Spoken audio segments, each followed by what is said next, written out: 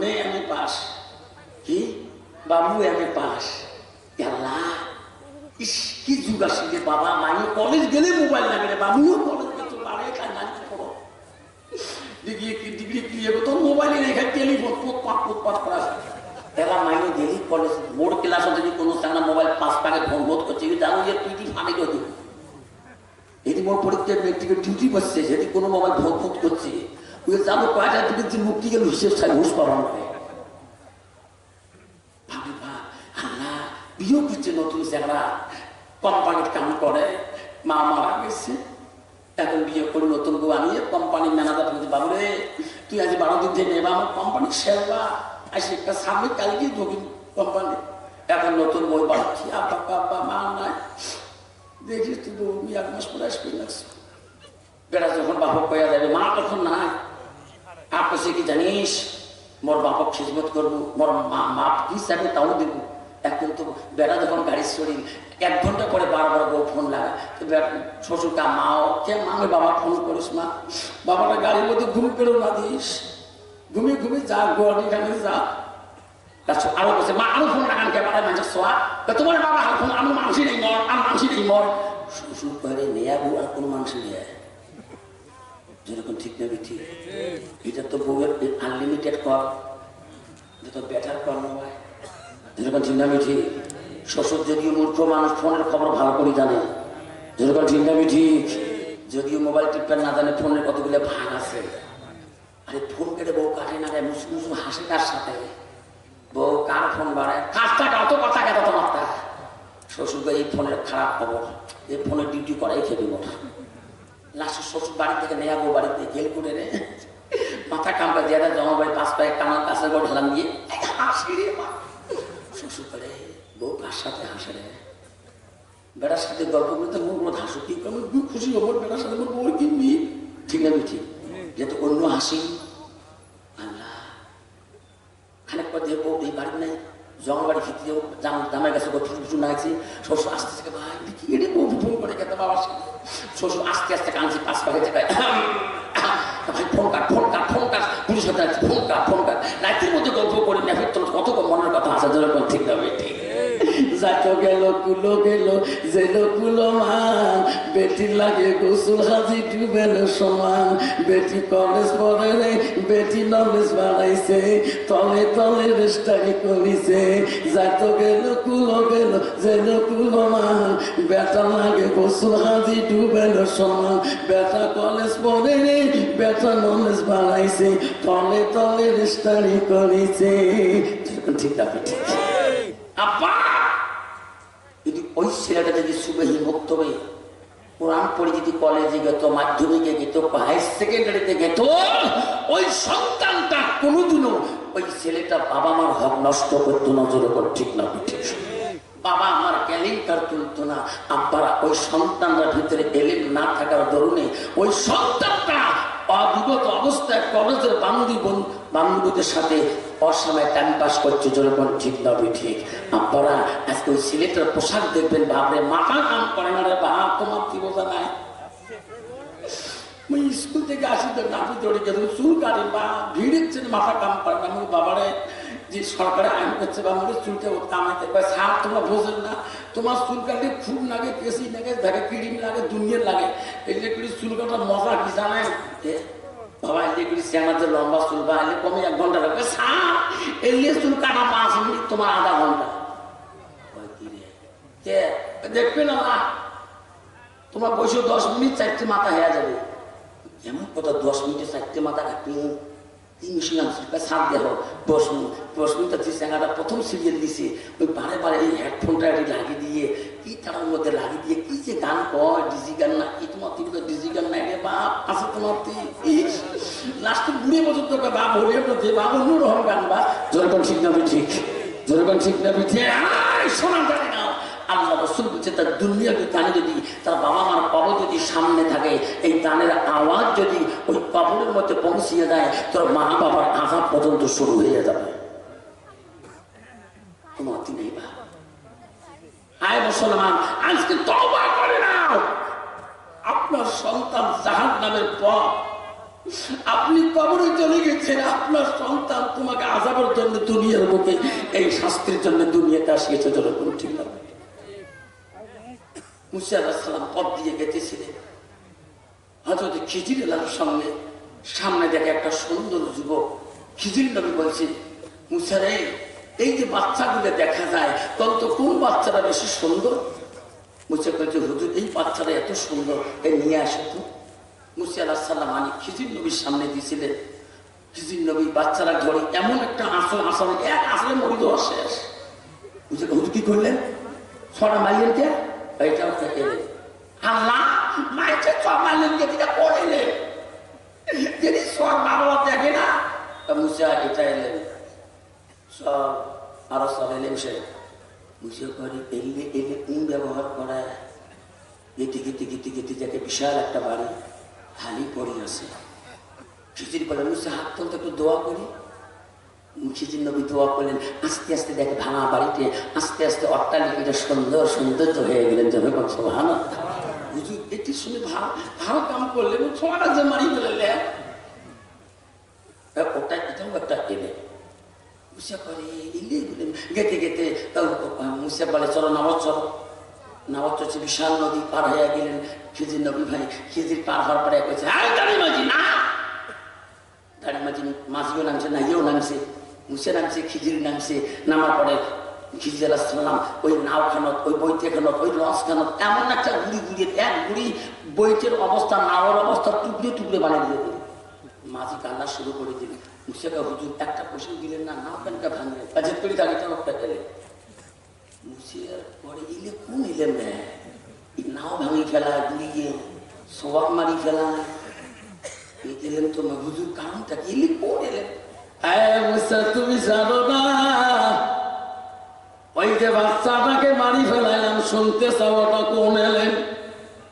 মুসা বলছো, হুজুর আমি শুনতে চাই। পয়সে মুসা রে, দুনিয়ার বুকে ওই বাচ্চাটার মা বাবা বড় আল্লাহওয়ালা, বড় মুত্তাকিন, বড় পরহেজগার।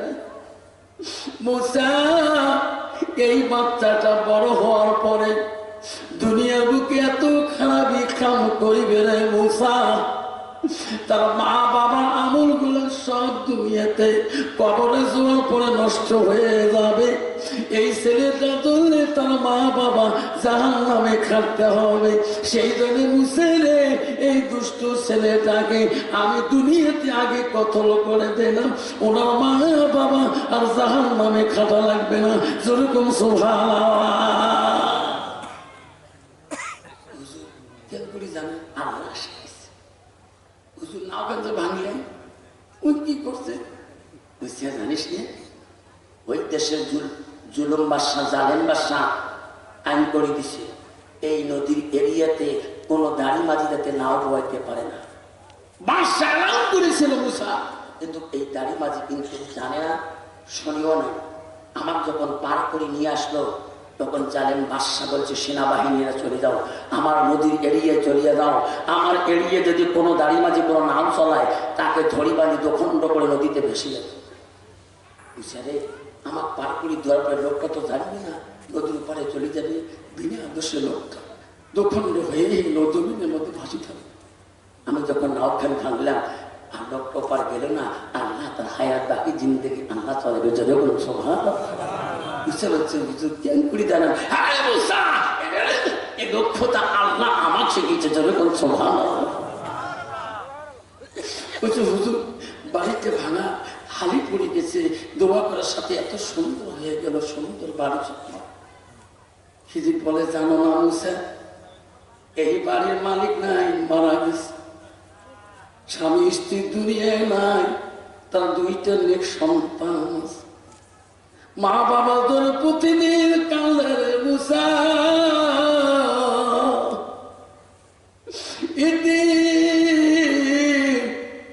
এই ঘর বাড়ি ভালো করতে পারবে না।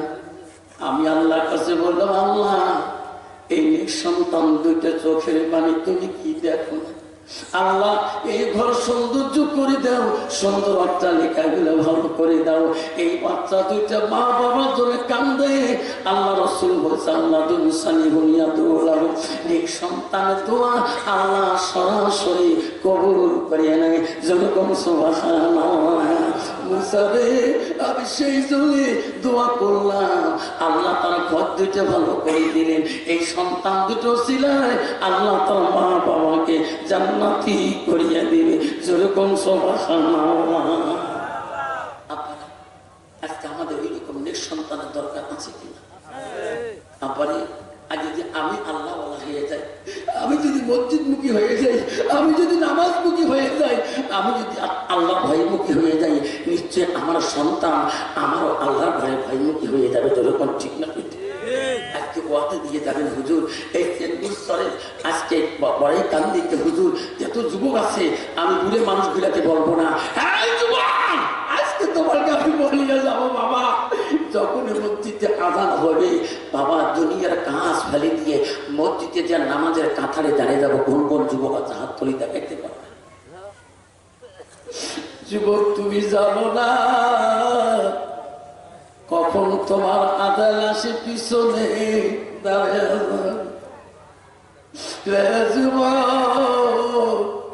তোর জানা জানা যেদিন হয়ে যাবে, তোর মা তোর বাবা পাগল হয়ে যাবে রে। যুবকে কেন তুমি বুঝো না? এই নামাজ যদি তোমার জীবনের শেষ হয়ে যায়, আপারে কিয়ামতের দিন আল্লাহ রাসূল বলছে যুবক বয়সের ইবাদত আল্লাহ বেশি পছন্দ করে। যেরকম সুবহানাল্লাহ। যুবক বয়সের কথা রাসূল বলছে, বুড়ি বয়সের কথা বলে। বুড়ি মানুষের তো বেচারি ধাপ উজু করে নামাজ দেয়, ওদিকে না পাঁচ পাকে দিয়ে হাওয়া হাওয়া তার হুশ পায় না। যেরকম ঠিক না ঠিক নিশ্চয়ই দেখেন চাষা তোমার না পাঁচ পাকে বেলুন ফাটে দই করে ও তো খেয়াল থাকি নাই। রসুল কেন কথাটা বলছে? কিয়ামতের ময়দানে 7 শ্রেণী মানুষ আল্লাহ আরো সে ছায়াই তলে থাকবে। তাতে রসুল বলছে 1 নম্বরে নাই পরে আমার শাহ, 2 নম্বর বলছে যুবক বয়সের আল্লাহর ইবাদতকারী। যেরকম সুবহানাল্লাহ। ওখানে বুড়ে বয়সের কথা বলে নাই, আমার মা বলে না, আম্মারা শুনি রাখেন আম্মারা।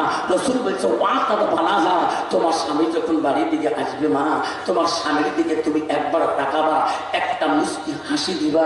তোমার স্বামী যদি খুশি হয়ে যায়, তোমার স্বামী যখন বাড়ির দিকে এসে যাবে মা, তোমার স্বামীর সামনে স্বামীর হাত দুইটা ধরে মোলাকাত করিয়ে আল্লাহ রসুল বলছেন তোমার স্বামীকে মন যদি জয় করতে পারো। রসুল বলছে কোন নারী যদি স্বামী স্ত্রী গল্প করতে করতে গল্পটা যদি দুনিয়াদারি হয়, আল্লাহ রাসূল বলছে স্বামী স্ত্রী মহব্বতের গল্পটা আল্লাহ ইবাদতের সঙ্গে গণ্য করে দেয়। যখন মা বোনেরা, নবীজির প্রথম স্ত্রী ছিলেন হযরতে খাদিজাতুল কুবরা রাদিয়াল্লাহু আনহা। মা গো, নবীজির দ্বিতীয় স্ত্রী ছিলেন হযরতে সাওদা রাদিয়াল্লাহু তাআলা আনহা।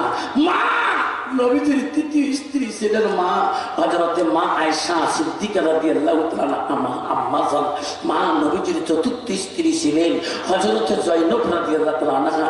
মা গো, নবীজির পঞ্চম স্ত্রী ছিলেন হযরতে হাফসা রাদিয়াল্লাহু তাআলা আনহা। নবীজির 6 নম্বর বিবি ছিলেন হযরতে উম্মা সালমা। নবীজির 7 নম্বর বিবি ছিলেন হযরতে উম্মা হাবিবা। নবীজির 8 নম্বর বিবি ছিলেন হযরতে মাইমুনা। নবীজির 9 নম্বর বিবি ছিলেন হযরতে সুফিয়া। নবীজির 10 নম্বর বিবি ছিলেন হযরতে রায়হানা। নবীজির 11 নম্বর বিবি ছিলেন হযরতে মারিয়াম। নবীজির জীবনে সহিহ কিতাব আছে 11 স্ত্রী জীবনে চলে যায়, একটা স্ত্রীর কথায় দ্বারায় নবী জীবনে কোনোদিন কষ্ট পায়নি। যেরকম সুবহানাল্লাহ, যদি বলেন সুবহানাল্লাহ। অন্ত বাবা, বর্তমান নারীদের কথায় স্বামীরা কষ্ট পায় কিনা? কথা গোপন রাখেন না, হুজুরও পর্যন্ত কষ্ট পায়, মানুষকে বলে না। যেরকম ঠিক না বেঠিক? কিছু বয়স হুজুরের 2টে বউ, একজন ঠ্যাং টেপে একজন মাথা টেপে ঠান্ডা দিন, হুজুরও পুষ করে ভালো করে বাড়ি যাবার পায় না। যেরকম ঠিক না বেঠিক? ভালো করে ঠিক না বেঠে ব্যাপার হিসেবে কভার ঠান্ডা দিন একজন ঠ্যাঙের মধ্যে আগুন শেখে, একজন মাথার মধ্যে আগুন দেয়, ব্যাপারে পুষ করে বাড়ি ভালো করে চারটে বানা বাড়ি। যেরকম ঠিক না বেঠিক? মা বোন বোনেরা, বিশ্ব রসুল হাদিস আছে, একদিন রসুল্লাহ বাড়িতে আসলেন। আসার পরে হযরত আয়েশা সিদ্দিকা রসুলের মুখের দিকে তাকাইছে, বারবার তাকিয়ে কথা বলতেছে। রসুল বলছে, আয়েশা আমি বাড়ির দিকে আসলে তুমি আমার দিকে তাকাও, আমার দিকে ভালো ভালো দেখো কেন?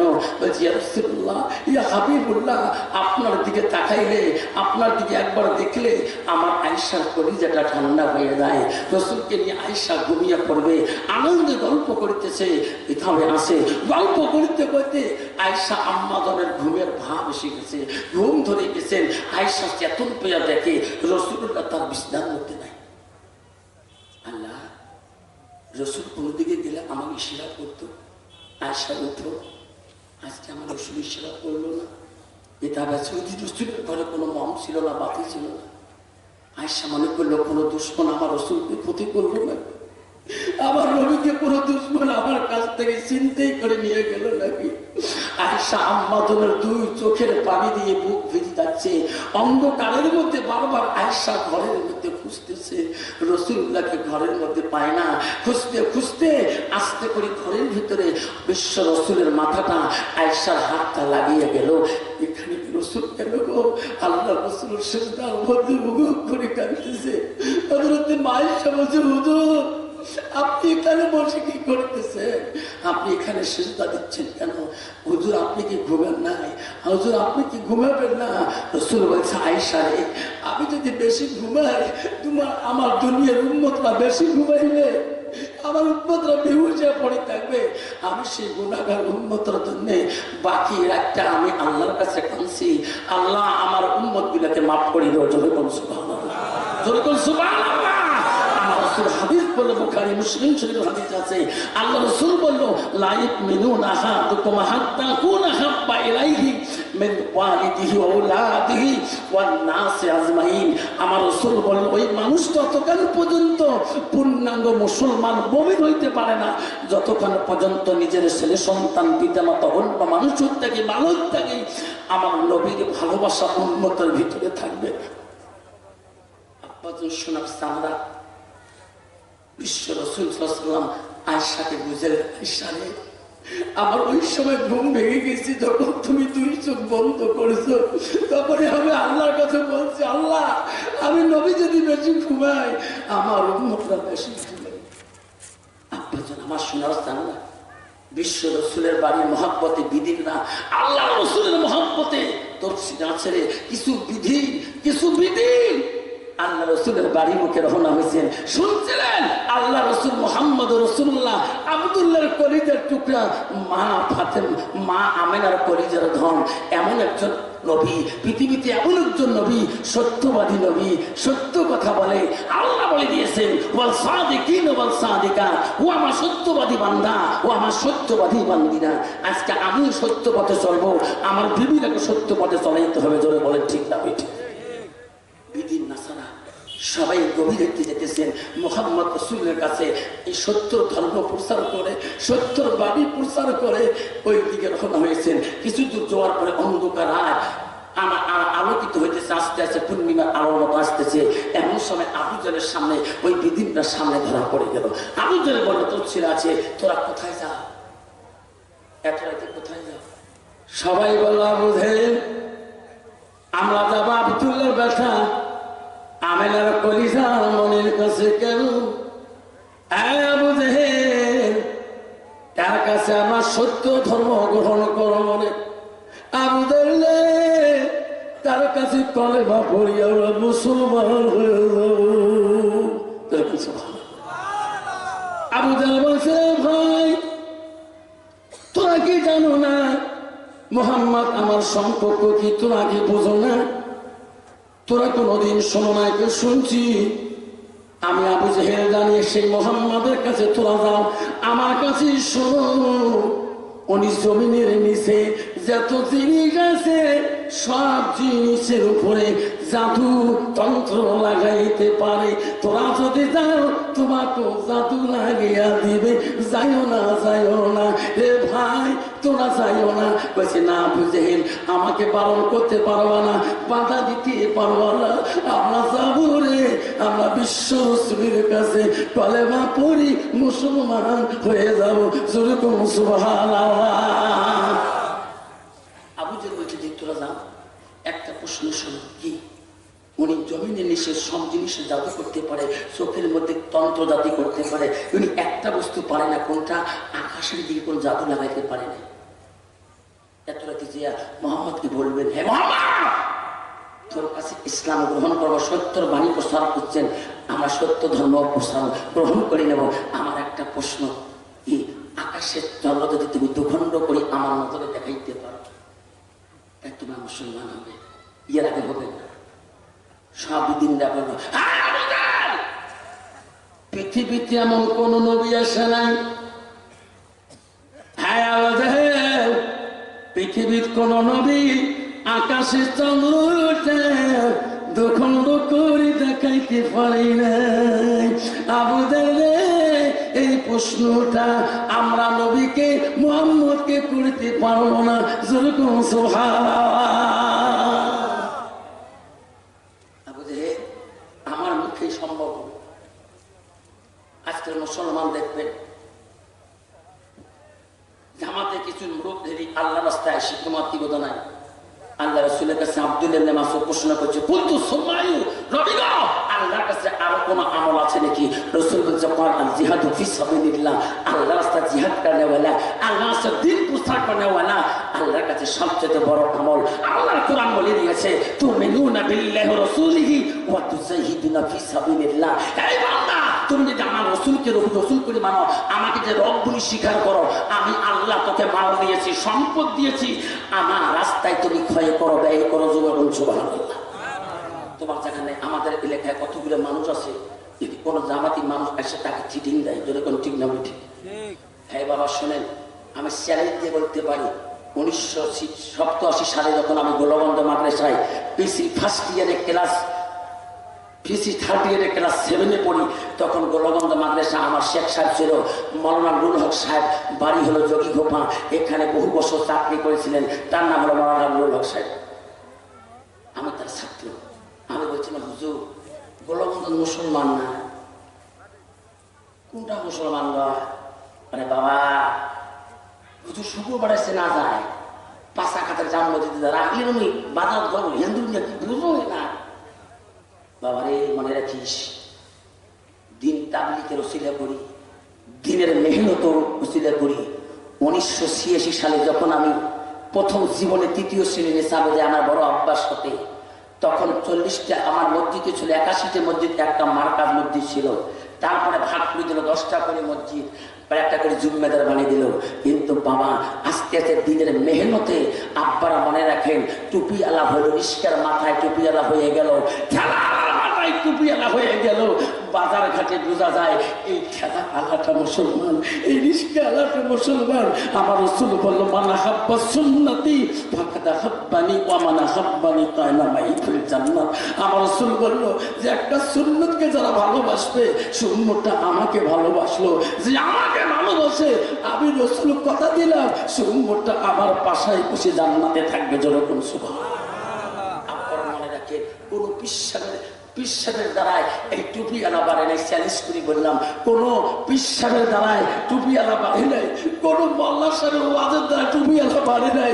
চ্যালেঞ্জ করি বললাম, বিশ্ব ইস্তেমা হয়, সাধারণ বিলেসি পরে ইস্তেমাতে হয়, কত লক্ষ লোক হয়। চিন্তা করুন বাপজন, হাজারো টুপি আলা, একটা বেনামাজি ওই দিন তবু আখরি মুনাজাতে কান্দে, একটা বেনামাজি কলেজের ছেলেরা ওই যে রাসূলের সুন্নত পাঠাই দিয়ে হাজার লক্ষ মানুষের পিছনে আমিন আমিন বলে ধরে করছে। আপনারা খবরদার, তাবলীগ জামাতের যাই জুম্মেদার থাকে, তাই আলেম না হতে পারে। উনি একজন জিহাদি মানুষ, 72 ঘন্টা ইসলাম প্রচার করতে আছে। ওনার মধ্যে যা আসবে সেটা উনি হাদিস করে না বলে বলবে, বাবা রে তোমার মসজিদে আসছি রে, বা তোর বাপ কবর, হ্যাঁ বাবা কবর, তোর আব্বার জন্য একটু দোয়া কর, তুই নামাজ পড়, তোর আব্বা তুমি এত কান্দে, আস্তে আস্তে দেখো ওই ছেলেটা আল্লাহ বলা হয়ে যাবে, আল্লাহ বলা হয়ে যাবে, আল্লাহ বলা হয়ে যাবে। আর যদি আব্বার ওই ছেলেটা যদি আল্লাহ ঘরে ডাকা না হয়, ছেলেটা কোনোদিন মসজিদের ভালোবাসা বুঝবে না, ছেলেটা কোনোদিন আমাদের ভালোবাসা বুঝবে না, ছেলেটা কোনোদিন সমাজের মানুষের ভালোবাসা বুঝবে না।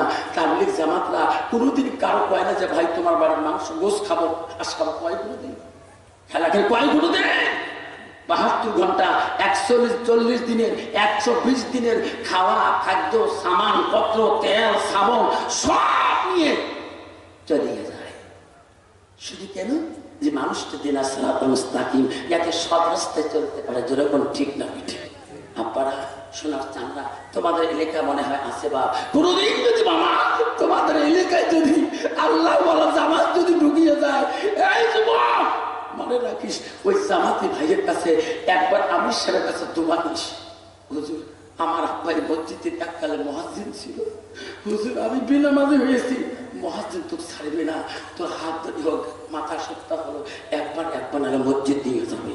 বাবা আয় বা তোর আব্বাই মসজিদে 5 বছর মুয়াজ্জিন ছিল, তুই কে বাবা বেনামাজি শোনাবে? আল্লাহ রাসূলের কাছে বিদিন না এই কথা প্রশ্ন করার জন্য আবু জেহেল বলল, তোরা যা মোহাম্মদকে বলবেন আকাশের চন্দ্রটা যদি দুখণ্ড করে তোমার নজরে দেখে দিতে পারে তাহলে তোমরা মুসলমান হয়ে যাও। বিদিনটা বলল না আবু জেহেল, পৃথিবীর কোন নবী আসি পর্যন্ত আকাশের চন্দ্র কেউ ভাঙি দেখাতে পারে নাই, খণ্ড বিখণ্ড করে দেখাতে পারে নাই। আমরা মোহাম্মদের কাছে ইসলাম গ্রহণ করবো।